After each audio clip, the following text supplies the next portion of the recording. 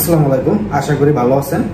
তো কয়েকদিন আগে, মাত্র 4-5 দিন আগে একটি ঘটনা সংযুক্ত আরব আমিরাতের দুবাই এটা পার্শ্ববর্তী একটা স্টেট শারজাতে, সেখানে বাংলাদেশের একজন পরিচালক অনন্য মামুন তিনি একটা সেমিনার করেছিলেন, যেখানে তার কিছু কাজ সেটা তুলে ধরার কথা ছিল বা তুলে ধরেছেন। তো এই ঘটনাটা নিয়ে বাংলাদেশের যে একজন মানুষ বা সংযুক্ত আরব আমিরাত দুবাই থাকে, আরাফ খান, প্রচুর সমালোচিত ব্যক্তি বা আলোচিত ব্যক্তি, সেই আরাফ খানের সাথে অনন্য মামুনের সাথে একটা ঝামেলা হয়েছে এরকম, এবং অনুষ্ঠান থেকে আরাফ খানকে বের করে দিছে এরকম একটা ভিডিও দেখা গেছে, এবং সাংবাদিকদের উপরে তিনি হামলা টামলা করেছে এরকম একটা নিউজও হয়েছে।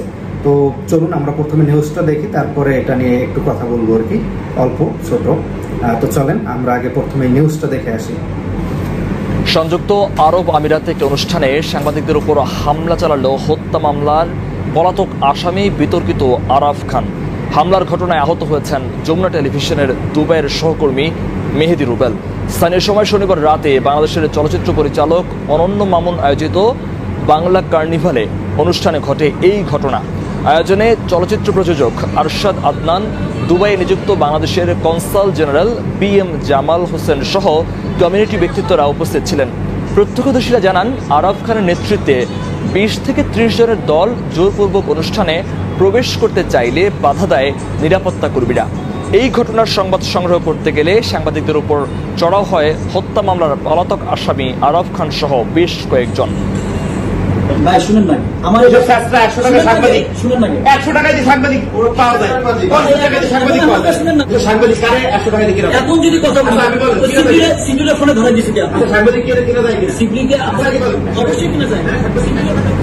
আপনারা ভিডিওটা দেখলেন, এবং এখানে আরাফ খানকে নিয়ে যে নিউজটা করা হয়েছে সেটাও দেখলেন, এবং আরাফ খানের বাসায় বা তার রুমে এই যে অনন্য মামুন, আসলে তিনিও কিন্তু অনেক বিতর্কিত, এবং তার বিরুদ্ধে আরাফ খান অনেকগুলো কথা বলেছেন যে তিনি বিভিন্ন দেশে জেল টেল কেটেছেন, এরকম অনেক কথা আরাফ খান অনন্য মামুনকে নিয়ে বলেছেন। এবং অনন্য মামুন একটা পর্যায়ে আরাফ খানের সাথে আরাফ খানের কাছে মানে ক্ষমা চায়।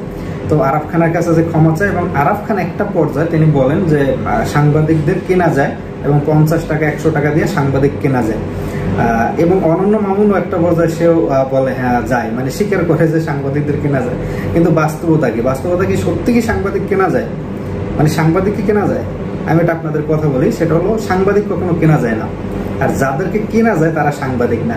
আপনার এই জিনিসটা বুঝতে হবে, যাদেরকে কেনা যায় টাকা দিয়ে, সেটা 10,000 হোক, 50 টাকা হোক, 5,000 হোক, যাদেরকে কেনা যায় তারা সাংবাদিক না, আর যাদেরকে কেনা যায় না তারাই হলো সাংবাদিক। তো সাংবাদিকদের কখনো টাকা দিয়ে কেনা যায় না, যাদেরকে কেনা যায় তারা সাংবাদিক। এই ব্যাপারটা মনে রাখবেন, কারণ যদি কেনাই যেত টাকা দিয়ে, তাহলে সাংবাদিক ইলিয়াস হোসেনকে কিন্তু, কনক সরোয়ারকে কিন্তু, আরো অনেকেই কিন্তু কিনে ফেলতো বাংলাদেশ সরকার বা আওয়ামী লীগ সরকার। তো সাংবাদিক কখনো কেনা যায় না। তো যাই, ভালো থাকবেন, ভিডিওটা ভালো লাগলে অবশ্যই শেয়ার করে দেবেন, পেজে নতুন হলে ফলো দেবেন, আর ইউটিউবে সাবস্ক্রাইব করবেন। ইনশাআল্লাহ আরেকটা ভিডিওতে আপনাদের সাথে আবার দেখা হবে। আসসালামু আলাইকুম।